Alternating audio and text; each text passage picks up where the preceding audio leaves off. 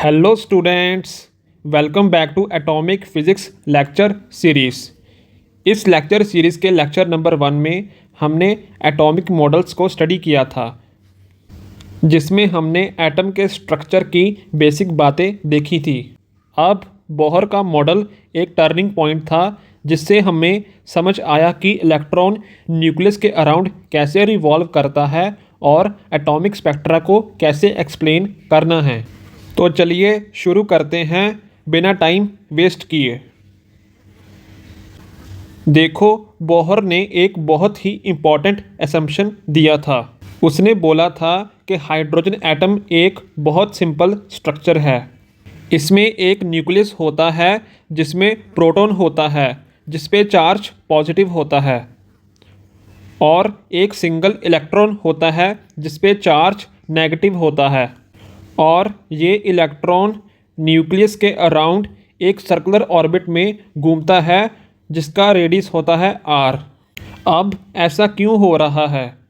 जैसे कि हमें पता है कि जब भी एक पॉजिटिव और एक नेगेटिव चार्ज इकट्ठा होते हैं, तब पॉजिटिव चार्ज नेगेटिव चार्ज को अपनी तरफ अट्रैक्ट करता है by electrostatic force of attraction.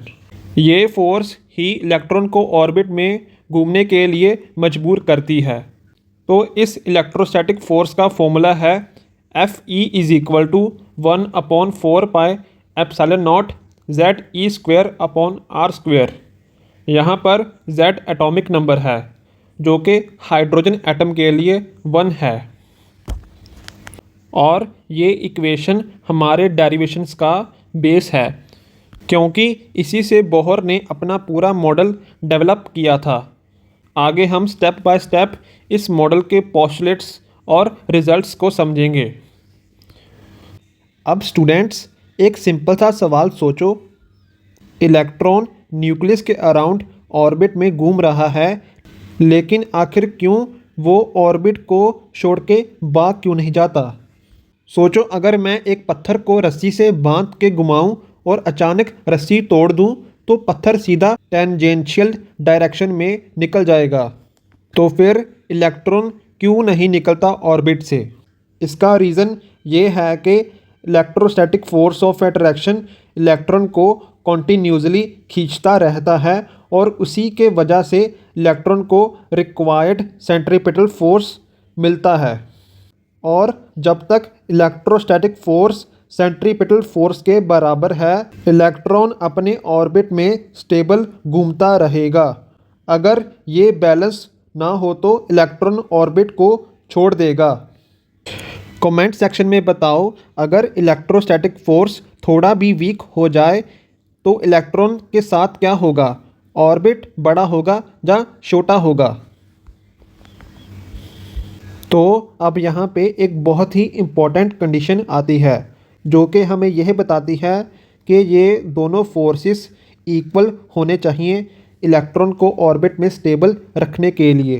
तो स्टूडेंट्स, ये इक्वेशन हमारे लिए बहुत ही इम्पॉर्टेंट है, क्योंकि इसी इक्वेशन को सॉल्व करके हम रेडियस और वेलोसिटी दोनों को निकाल सकते हैं।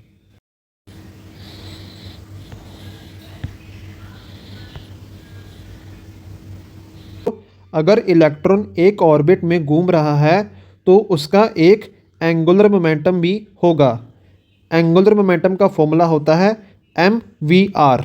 लेकिन बोहर ने एक नया आइडिया दिया, जो क्वांटम थ्योरी का फाउंडेशन बना। उन्होंने कहा इलेक्ट्रॉन हर रेडियस पर नहीं घूम सकता, मतलब उसके एंगुलर मोमेंटम के कुछ डिस्क्रीट वैल्यूज़ ही अलाउड हैं। और उसकी कंडीशन ये है कि जो एंगुलर मोमेंटम है वो nh/2π की इक्वल होगा। और यहाँ पे n की वैल्यू 1, 2, 3 एंड सो ऑन हो सकती है। तो स्टूडेंट्स, इसका मतलब ये है कि इलेक्ट्रॉन हर ऑर्बिट में नहीं, सिर्फ अलाउड ऑर्बिट में ही एग्जिस्ट कर सकता है। और इसी वजह से एनर्जी लेवल्स डिस्क्रीट होते हैं, कॉन्टिन्यूस नहीं। तो अब हम इसी इक्वेशन को यूज़ करके रेडियस ऑफ nth ऑर्बिट को निकालेंगे। तो इसको रीअरेंज करने के बाद हमारे पास वेलोसिटी की वैल्यू ये आएगी, जो कि है nh/2πmr। और अब इस वैल्यू को हम थर्ड इक्वेशन में पुट करेंगे।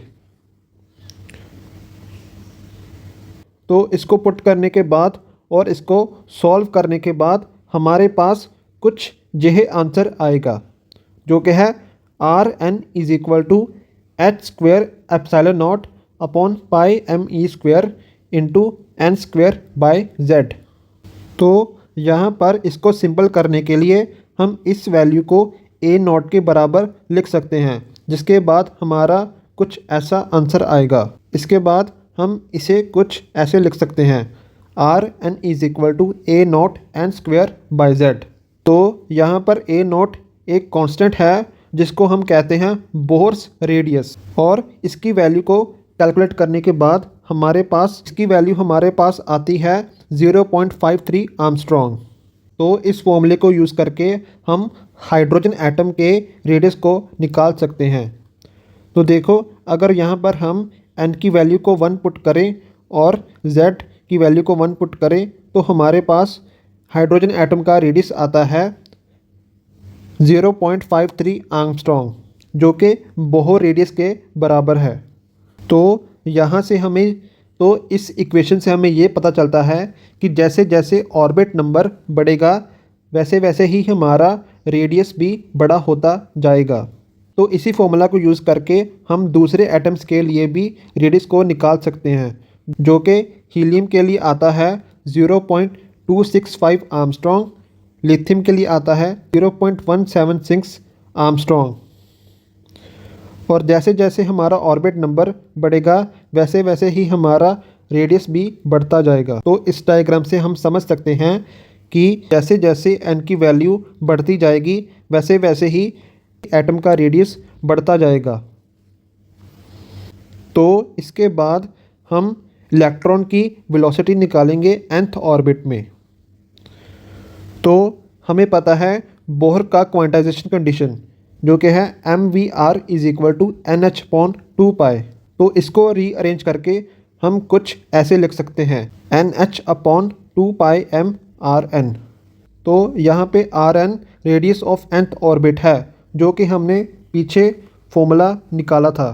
तो उस फॉर्मूला को हम इस इक्वेशन में यूज़ करेंगे। तो इसको पुट करने के बाद हमारा कुछ ये फॉर्मूला आएगा, जो कि है Vn is equal to h/2πma0 into z/n।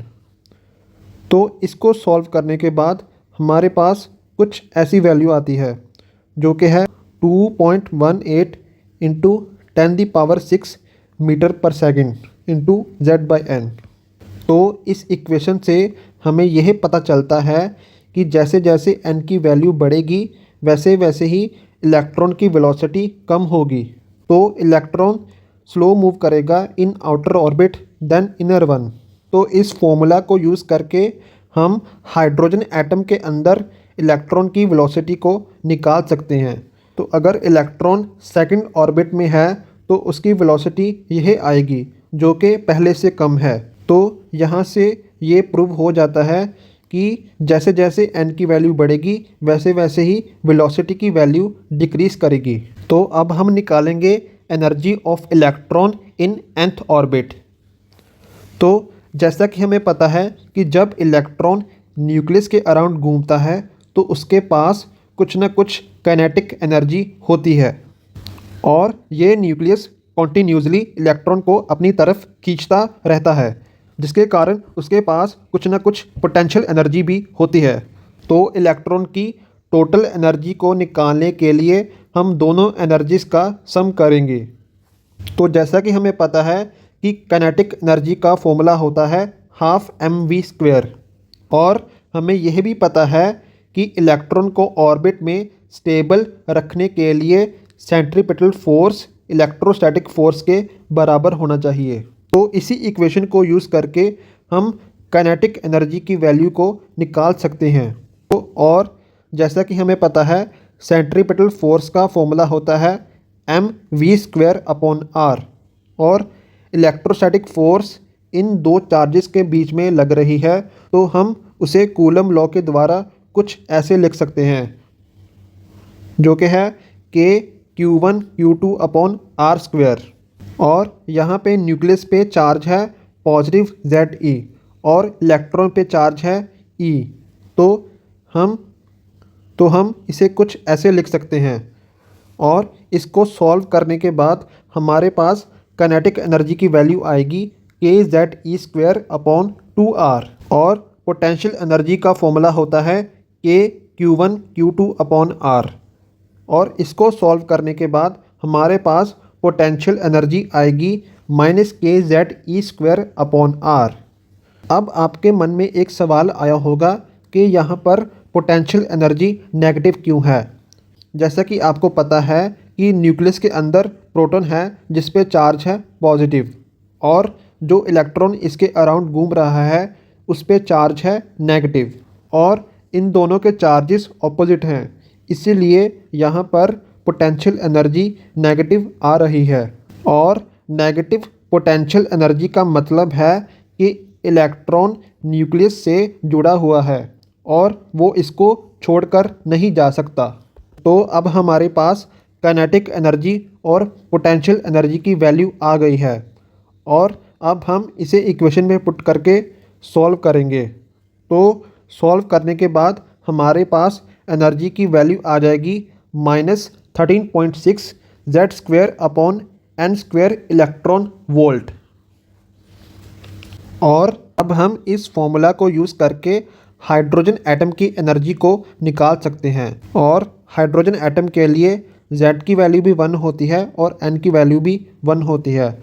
तो इसको पुट करने के बाद हमारे पास हाइड्रोजन एटम की एनर्जी आएगी -13.6 इलेक्ट्रॉन वोल्ट।